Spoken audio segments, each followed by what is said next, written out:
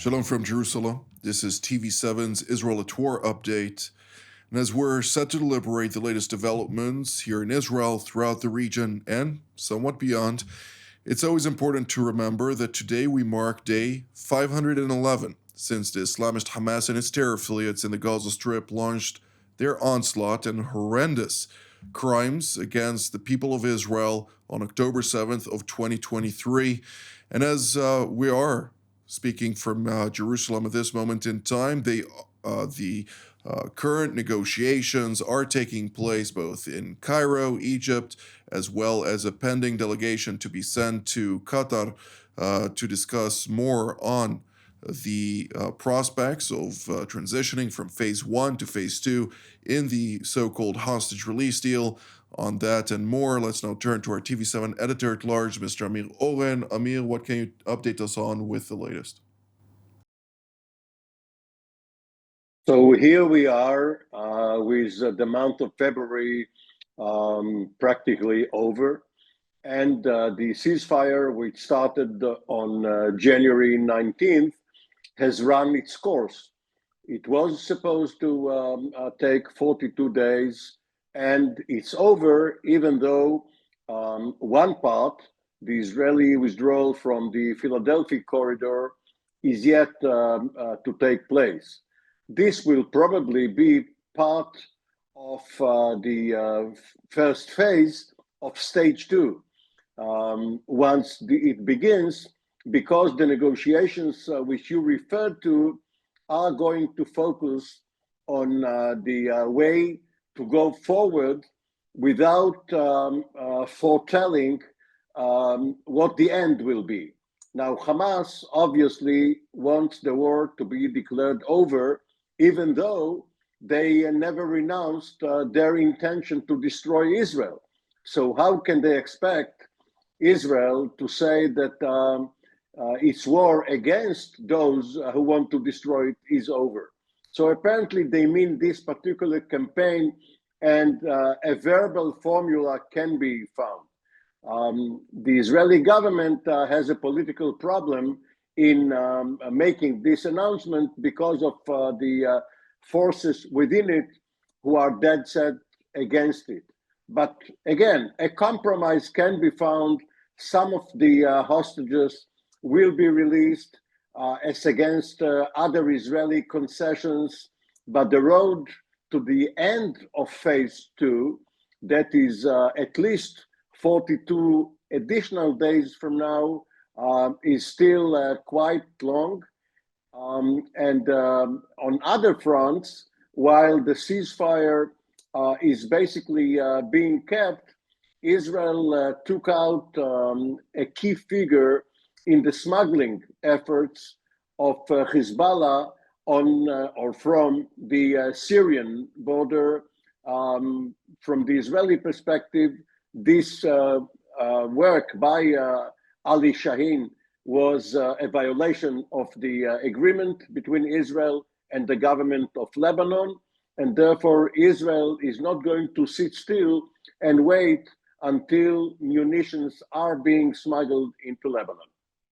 Thank you, Mr. Owen. I want just to note, today we're going to touch on all the various fronts that Israel is currently engaged in, and therefore we won't dive too deep into every theater. But if we continue now on that same line of your letter point, I'd like to turn now to Central Israel, where we're joined by Brigadier General in Reserve Yossi Cooper-Wasser, who formerly served as the Director General of the Israeli Ministry of Strategic Affairs, the head of the IDF Intelligence Directorate's Research and Assessment Unit, as well as currently the president of the Jerusalem Institute for Strategy and Security. It's great to see you, General. I'd like to ask you particularly on the Lebanese file. When we're talking about the current complexities vis-a-vis Lebanon, is there a certain red line in which Israel says if Hezbollah now persists in its various deliberate activities, which seemingly are reoccurring about various violations to the current outline of the ceasefire, we are going to re-engage Hezbollah and ensure that it's eradicated, and therefore that war that is currently in a certain cessation will be reignited? I don't think that there are red lines, but there's clear commitment by Israel to make sure that we don't go back to the situation that prevailed before October 7th. And this means that we should not allow Hezbollah to redeploy its forces in the areas adjacent to the border or in South Lebanon in general, in the area until up to the Litani River, and that we are not going to enable Hezbollah to rearm itself and regroup itself even farther north. And that's why we carried out these attacks against the smuggling efforts from Syria to Lebanon. Even though there is a ceasefire, we don't cease the fire when we see violations carried out by Hezbollah. We believe, I think, that for some time we can manage to prevent that from happening, all these things from happening, through the use of our Air Force, and we don't need to resume ground operations.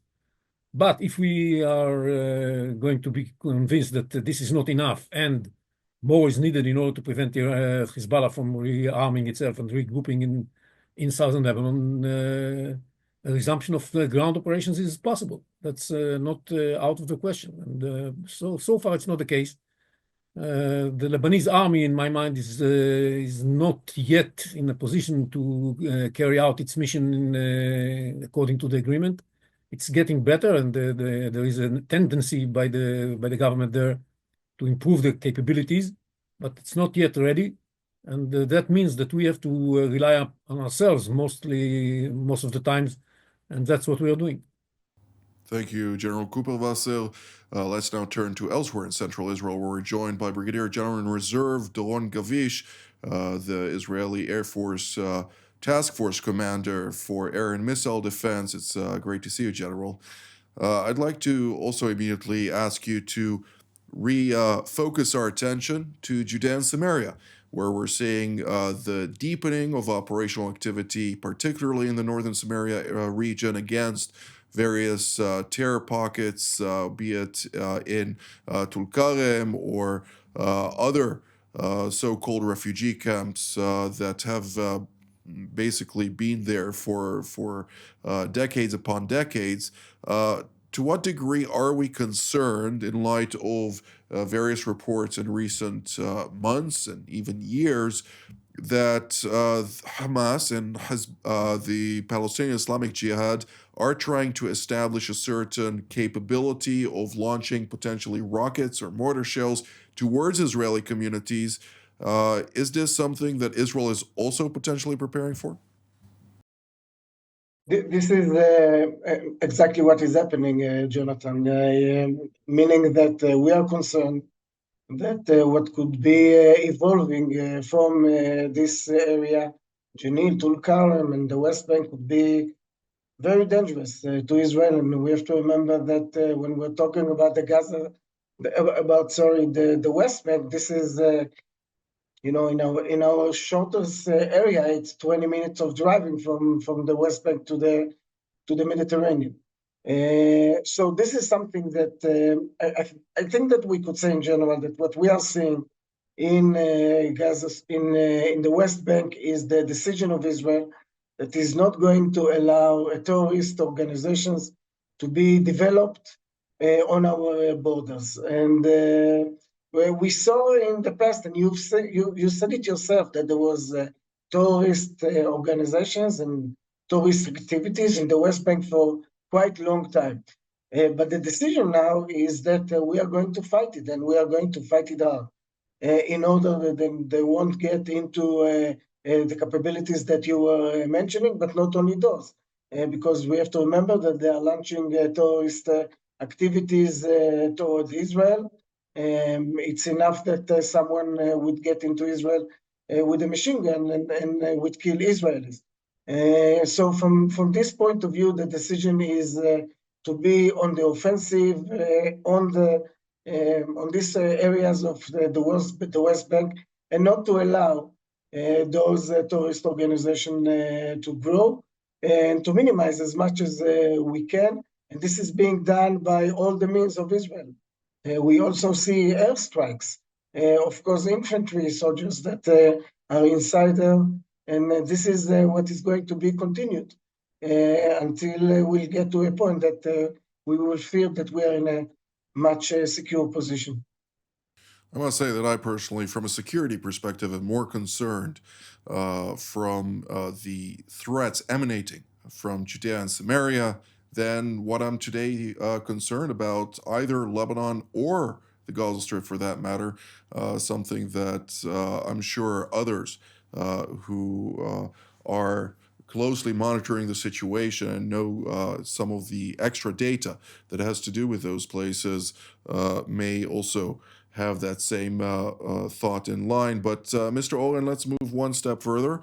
The weaponry that floods Judea and Samaria is ultimately coming mostly, if I may say, from the Hashemite Kingdom of Jordan. What is the current state of play in Jordan? We see the king, of course, operating very vigorously in efforts to secure his monarchy, but also to still have a dominant footprint in all topics related to particularly Israel, be it the Gaza Strip, Syria, elsewhere. Let me suggest a change of one word in your question. The weapons coming not from Jordan, but through Jordan. Fair enough. The Iranians are trying to transship weapons to whatever border they deem most fragile from the Israeli point of view, be it the Lebanese border, the Syrian border, and now obviously the Jordanian border, which is the longest Israel has, going from north from the Syrian border all the way down to Eilat and the Red Sea. And yes, sometimes they do manage to bring in whole packages, whole shipments of weapons. But other times, there are weapons being stolen from the Israeli military itself, or as we saw only yesterday with a ramming incident with a Palestinian who drove his vehicle towards a group of Israeli youth, wounding about a dozen, eventually being stopped and killed. But nevertheless, even if you searched his vehicle beforehand, you wouldn't have found any incriminating weapon, any incriminating tool. And you can't search someone's mind. That's the problem. They can turn from an innocently looking civilian into a terrorist within moments. And it only takes 1/1000th the population in the West Bank from civilians into terrorists in order to have thousands of them. So it's quite a problem first for the Shabak, the Internal Security Agency, then the IDF, and eventually the police, if they do manage to cross into Israel proper. And the fact that there are so few incidents speaks to the ability of the defense establishment to avert most of the plots. Well, they are working day and night, and just during the course of 2025, the average of prevented acts of terror, to include over 45 explosive devices, suicide bombers, and so on and so forth, we're talking here about 3 terror plots a day in average, which is quite significant.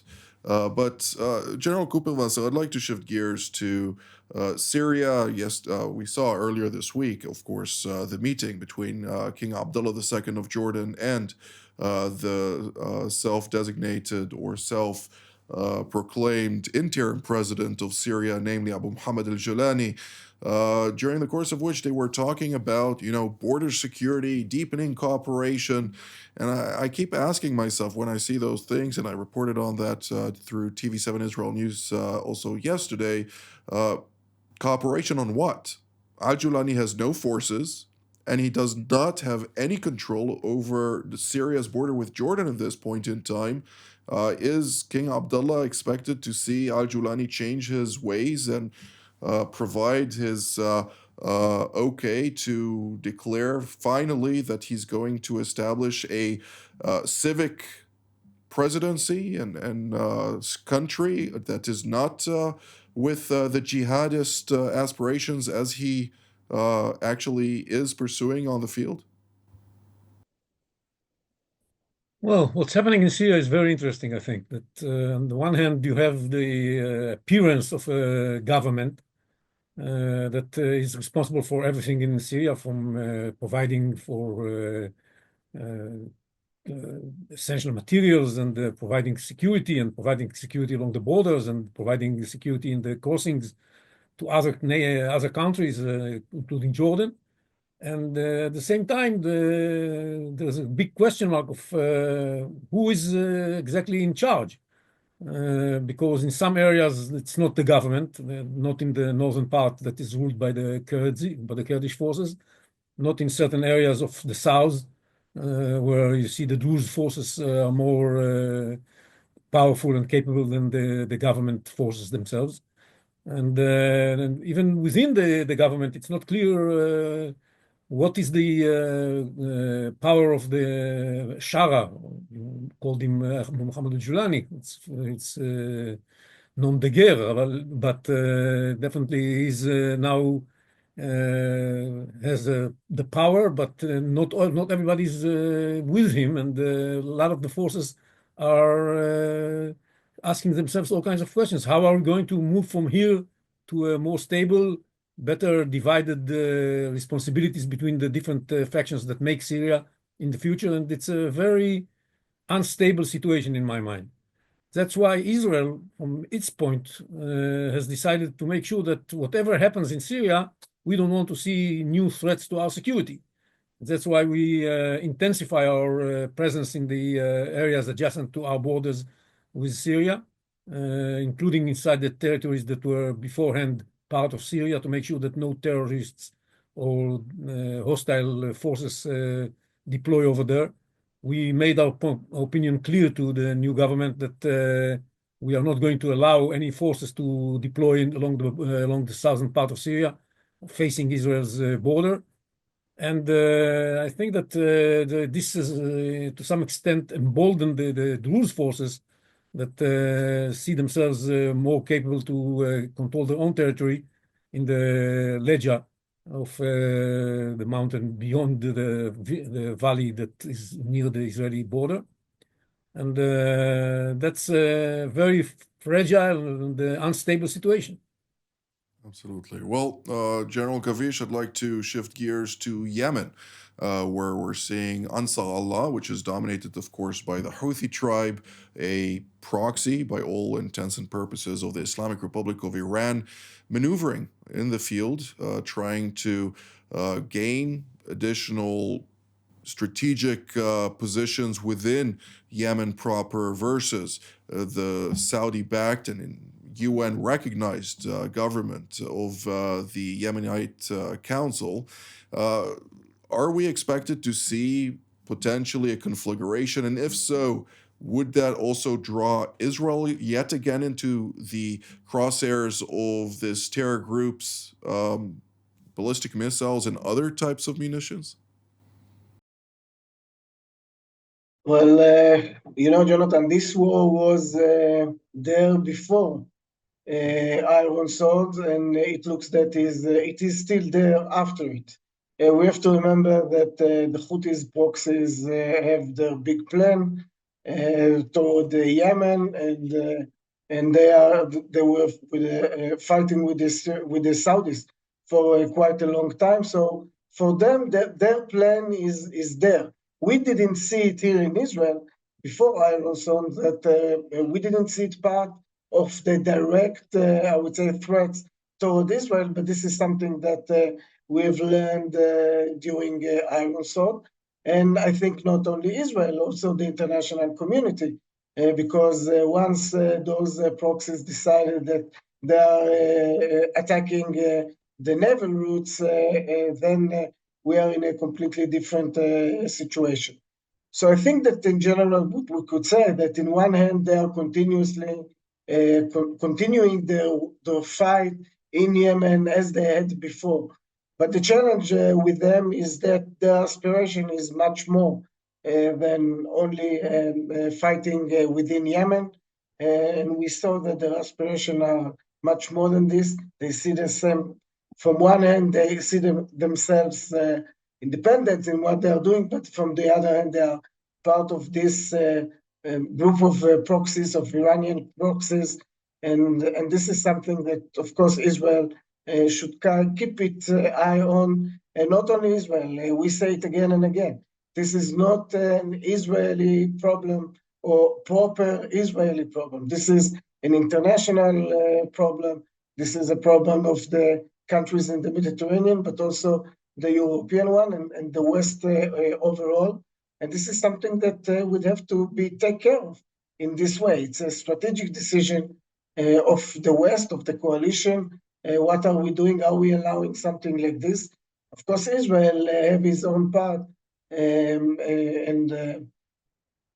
this is a decision that would have to be taken also here in Israel. In the defense world, for sure, Israel today is ready also to tackle ballistic missiles that might be shot from this area. This is something that, once again, we saw it only during Iron Zone, not before, but now it's a threat that we have to be prepared 24/7 on the defense. And what to do other than defense, as I said, this is a matter of decision. We don't have very much time left, but nonetheless, still 3 theaters to cover. And therefore, Mr. Oren, if we can keep it short, Egypt, where are we standing currently with Cairo, particularly amid emerging reports about quite the sizable deployments, including in the Sinai Peninsula of the Egyptian army? Egypt is Israel's best defense partner, along with Jordan, in the region. There are no hostile intentions on the part of the Assisi government. Of course, it is always possible that the regime, any regime in the area, could be toppled, and then the capability coupled with intent could turn negative. But for the time being, Israel, or at least official Israel, the government and the military and the intelligence community, they all have no suspicions that this deployment into the Sinai has any designs against Israel behind it.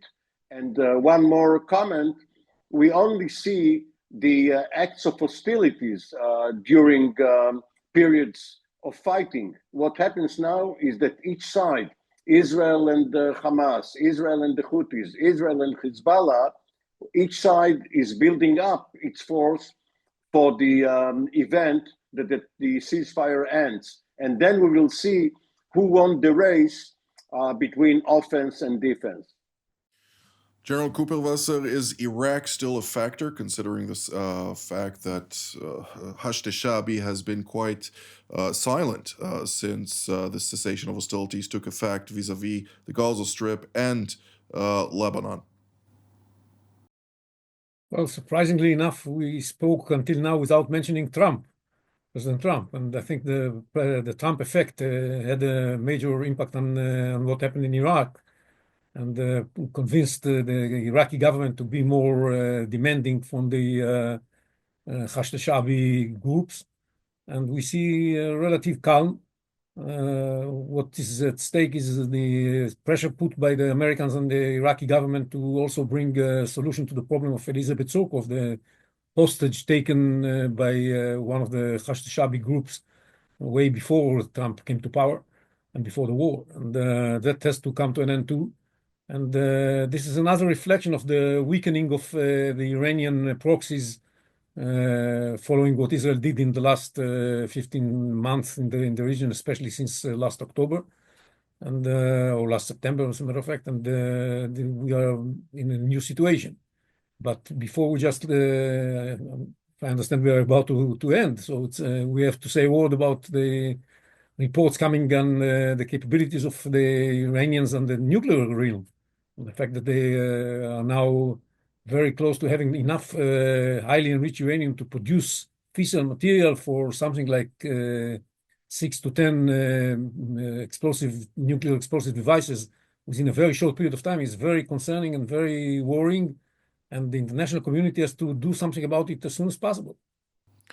General Gavish, on that same line, are we expected to see an Israeli response if there is reasonable doubt with regard to Iran's nuclear breakout? I think that Israel said it more than once, that all the options are on the table. Of course, with the Iran, we see the decision that was made by President Trump with sanctions and economical sanction and the pressure. And this would be something that everyone would look and see what would be the outcomes of it. We cannot allow it. We said it in the past all the time. Israel, of course, cannot allow Iran with the weapons of mass destruction. So everything is on the table. But let's see how are we going on with the strategic decision that made by President Trump and what would be the outcomes of it. Indeed. Well, that's all the time that we have for today. I'd like to thank immediately General Gavish, General Cooperwasser, and Mr. Oren for all of your insights. And I'd like to thank all of you at home as well. And immediately also wish you from here in Jerusalem a Shabbat Shalom.